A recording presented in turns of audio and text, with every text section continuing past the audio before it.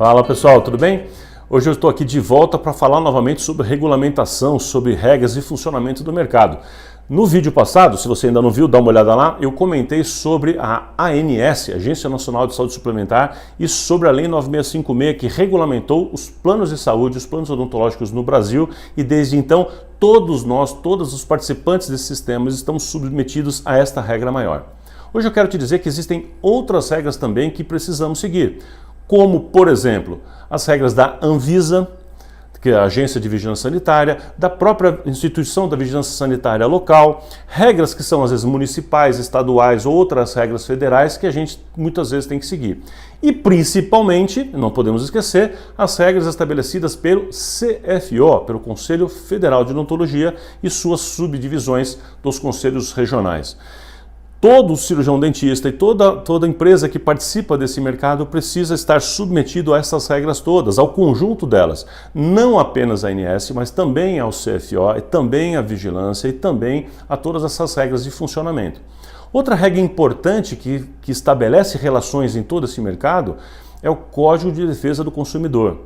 Há coisas que são fundamentais serem feitas por você, enquanto cirurgião dentista, coisas sendo obrigatórias para a operadora, por exemplo, e para todos os participantes do mercado, que são determinadas não pela operadora, mas são determinadas por uma lei maior chamada Código de Defesa do Consumidor, que estamos todos submetidos, ok? Então isso é só para a gente entender que as regras que às vezes a gente tem que seguir, que muitas vezes parecem estranhas, podem soar estranhas em algumas ocasiões, elas na verdade são derivadas de um conjunto de regras que são determinadas por vários órgãos separados, diferentes, que de uma forma complementar conseguem colocar regra em todo este mercado. Ok? Então todos nós precisamos estar submetidos a ela. Então se você é cirurgião dentista, está no seu consultório, você tem que pensar assim, quais regras são importantes para mim aqui? Eu estou submetido a quê? Eu estou submetido à lei de imposto de renda da Receita Federal? Sim, estou. Estou submetido à lei da vigilância sanitária? Sim, estou. Estou submetido às leis tributárias do meu município? Sim, eu estou. A ANS?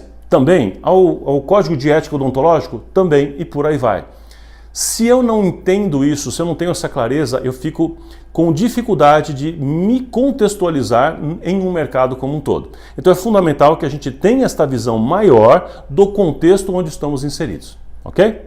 Bom, e para você que é particularmente aqui credenciado da Amil Dental, eu quero dizer que nesse contexto existem regras específicas que a Amil Dental toma no Brasil que são determinadas, são colocadas adicionalmente a essas regras todas que a gente já falou aqui, são adicionadas, não modificadas, mas adicionadas pelo contexto da empresa-mãe, que é a UHG.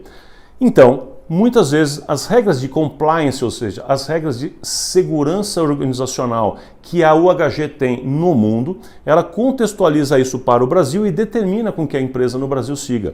E dentro dessas regras de compliance há um conjunto de princípios éticos que a empresa deve seguir e que são extremamente rigorosos, neste caso particularmente extremamente rigorosos e que vale a pena ser seguido. Isto significa não apenas que a empresa e seus dirigentes precisam cuidar desses detalhes no seu próprio comportamento, como é fundamental com que essa operadora, com a Amil Dental, no nosso caso aqui, esteja cuidando de cada detalhe para que não haja nenhum sistema que pareça fraude em nenhuma etapa da operação entre o paciente e entre a pessoa final que vai estar lá, e entre o dentista, e entre... Enfim, em todo o sistema é fundamental que isso tudo aconteça de uma forma lícita e lisa.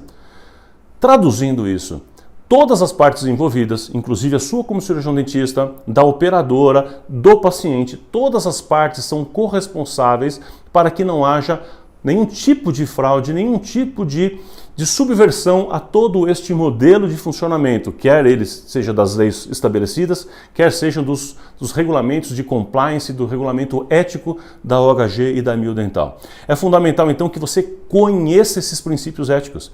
Esses princípios éticos estão disponíveis para você conhecer, para você ler em maior profundidade, para que você se enquadre nisso. Aí você fala, mas pode ser que eu não esteja bem enquadrado, eu acho que eu não concordo com alguma coisa. Não há problema. Se você não se enquadra de alguma forma ou considera que eu não quero essa regra é demais para mim, não há problema.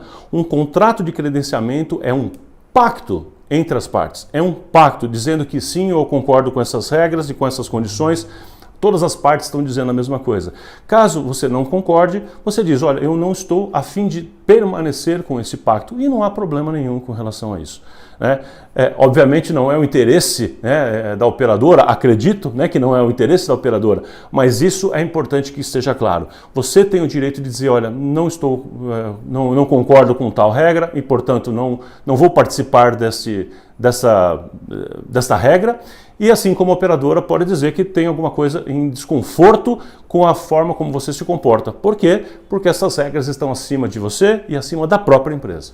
Tá certo? É fundamental com que a gente entenda isso. Ainda dentro desse contexto, eu queria ir um passo além para dizer que, embora a gente está falando tanto aqui de regras, de leis, de códigos de ética interno e externo, que tem tudo aquilo, embora a gente tenha tudo isso, repara que essas coisas existem para constituir padrões que todos devem seguir para que haja justiça no comportamento de um modo geral. Esta é a ideia que está por trás de tudo isso.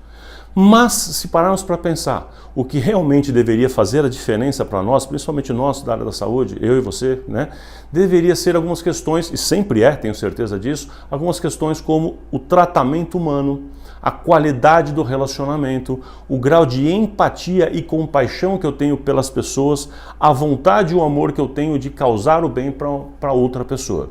Se este princípio de fazer o bem, da empatia, da compaixão, do cuidado assistencial, daquilo que eu tenho como razão de ser, se esse princípio é cuidado, os demais são colocados como regras que complementam este fundamento para que tudo vá bem. Mas quando isso é ao contrário, quando só as regras de funcionamento são boas, mas as regras de morais, de atendimento, de boa qualidade do relacionamento, da atenção, da empatia, quando essa não funciona, todo o restante não faz nem sentido e nem é tão necessário. Por quê? Porque está todo quebrado, a relação se perdeu. Então eu acho importante deixar aqui colocado também que uma opinião minha com relação a isso é que se não tivermos todos, né, uma preocupação clara de darmos o nosso melhor nesse contexto, todo o contexto de alguma forma fica comprometido. Esta cadeia, esses elos em que se entrelaçam para conseguir entregar o melhor para que o paciente, que é a parte frágil disso, que ele possa ter o melhor, esse encadeamento precisa do melhor de cada uma das partes. Né? E a gente sempre tem que pensar assim, não é porque uma outra parte eu acho que não está fazendo aquilo que eu não faço a minha. A gente tem que fazer o nosso melhor em qualquer circunstância, em qualquer momento. Correto? Portanto é isso. Ah, mas o governo isso, ah, mas o conselho, ah, mas a operadora, ah, mas o meu vizinho, ah, o concorrente, ah, o cliente. Tudo isso acontece? Pode ser que sim. Mas, independente disso, a nossa visão contextualizada deve ser assim, eu estou aqui para dar o meu melhor para que o paciente final tenha o seu melhor. Essa é a visão fundamental odontológica que deve manter a nossa regra básica de funcionamento. E deixo a pergunta aqui final, então. Qual é a sua missão profissional, a sua missão de vida, a sua realização profissional mais profunda? O que é que te move como cirurgião dentista, como cirurgião dentista? O que é que te move? Essa é uma pergunta importante que eu sempre faço também, às vezes até nas reuniões de consultoria, quando eu tenho aulas que eu estou fazendo, eu sempre pergunto para os colegas, o que exatamente te move? Porque se essa energia que move, às vezes não está tão alinhada, todo o restante parece estar desalinhado também, ok? Então assim, pensa no que você quer para você, para a sua carreira, para o seu futuro, para a construção da sua vida. Alinha isso com o contexto de mercado. Dê o seu melhor para isso. Faz o seu cliente ficar absolutamente encantado, porque assim ele se apaixona por você, pelo seu serviço, pelo jeito com que você domina a sua mão durante os procedimentos, pela forma gentil com que você o trata, pela forma humanizada com que você faz diferença no seu bairro, na sua cidade. E isso, tenho certeza, vai fazer um grande diferencial na construção da sua carreira, do seu nome, da sua reputação no lugar. E aí você vai contar com todo esse sistema para te ajudar a trazer mais pessoas que precisam e merecem ter acesso a esse tipo de trabalho, ok? Então é isso. Vamos fazer parte dessa corrente que vale a pena. Qual a sua missão dentro desse contexto?